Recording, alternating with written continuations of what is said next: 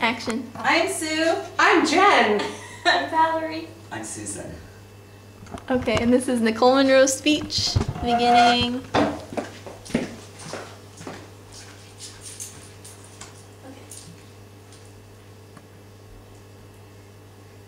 So when you look through the closet this morning, or through your drawers, and you're trying to pick something to wear, why do you think you chose to wear what you're wearing right now? Well, believe it or not, most of the things that we do in society has to do with how we are influenced by media. And the mass media actually has a huge influence over what we wear and things that we do with our hair and makeup and things like that. Our society is so influenced by the different forms of mass media that is not even noticed in our society anymore. We go about our lives reading magazines, watching movies, and seeing billboards, and we are immersed through the different beliefs and social beliefs and things like that that we see through the billboards and everything. According to the Center for Nursing Advocacy, this is an era of media saturation, content diversification, and technological development, where it is increasingly difficult even for those who have an interest in understanding the world to tell us what is real in our environment, and the little doubt of what is fictional media affects how people think and act. So basically, the media and the film industry are using their point of view for how our society should look and act, and we in turn are influenced by it. Everyone is influenced by the views and trends that are pushed into our society through the mass media and film industry. You can especially see this in the different ways in which we look at the many trends that the media and film industry normally pay attention to, such as, for example, trends in fashion or trends in the different political issues that go on in our society. If you look at the way that different actors and actresses dress, for example, you can see that the way they do their things, like dressing and doing their makeup, you can see that all through society, especially within the younger generations, because they're the ones that are searching for themselves and trying to see who they are amongst society. And it really kind of brings us together in some ways, but it also can take us apart because some people don't like certain trends, and then some trends just like explode because it's really popular. According to Vogue magazine, popular fashion starts on high fashion couture for an extremely wealthy American population and eventually trickles down to more affordable chain stores.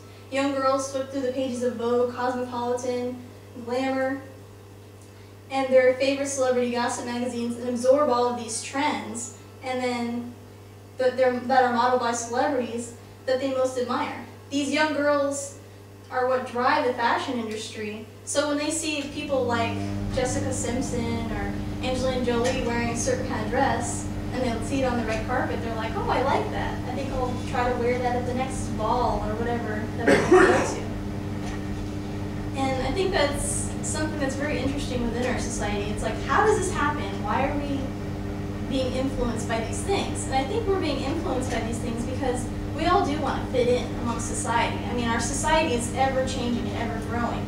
And as it grows and changes, especially with technology, the media takes advantage of that, and they put up more things through Facebook, and they put up things with different billboards and magazines especially. For my visual aid, I have this Glamour magazine. Now when you look at this magazine, you see a really pretty girl in pretty clothes, right? Well, this is society's way of saying, this is what we should look like. They're saying, oh, you should be pretty and thin and wear these kind of clothes. And if you look through a magazine, it's all it is advertisements and different ways of what they believe you should look like, how they believe you should dress. Like, for example, look at these, for example. That's all it is a picture of a model wearing clothes, right? So it's an advertisement. Hey, buy this, look like this, do your makeup like this. It's something that we see in society a lot. And as we advance and as technology and the media advances, these things become more aware and they become more apparent within our society. In fact, This is very much so through the film industry, because if you watch movies or television, which all of us do as Americans, I mean, I don't think we go through one single day without at least watching the news for 10 minutes. And even watching the news, I mean, like Nancy Grace, for example, she talks about different political outcomes and things like that, but at the same time, she's telling you what you should think about it.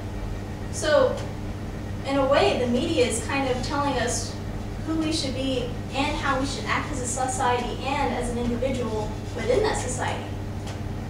So the different cultural things that can change are all pretty much connected to the media and the mass media that really goes through everything.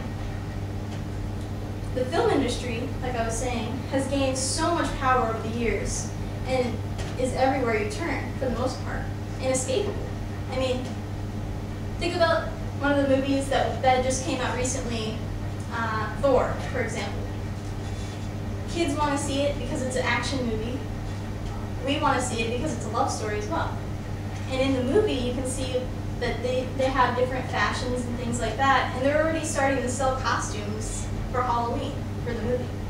I mean, it's always around us, it's always ever changing. So I think that's really interesting. And according to Rice, most films are derived from the media and use it as a villain within the film. This fact alone reflects society's view towards the press at times.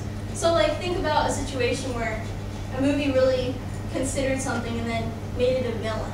Like, this can be symbolic for a lot of things. But one of the things in particular is things like that are happening in politics. You see things about politics in movies all the time because they're trying to influence society through their views and what they think we should think. And often it actually happens a lot. And it's very interesting to see that society accepts it as much as it does, because it really is controversial in a lot of ways. But it does happen. One of the things that I thought was really interesting about movies, especially, is going back to my theme of fashion. Like, when you see these films, this one is The Sound of Music, and this one's Sex and the City. It's more recent. But if you think about it, back then, this is what girls wanted to be like, and now you see girls want to be more like these girls. They want to wear these fashions instead of like this. But through history, it has always been the same. Through history, you can always see that the media and film industry really bring it all together. All in all, we should become more aware of how the media really affects us and others in our society.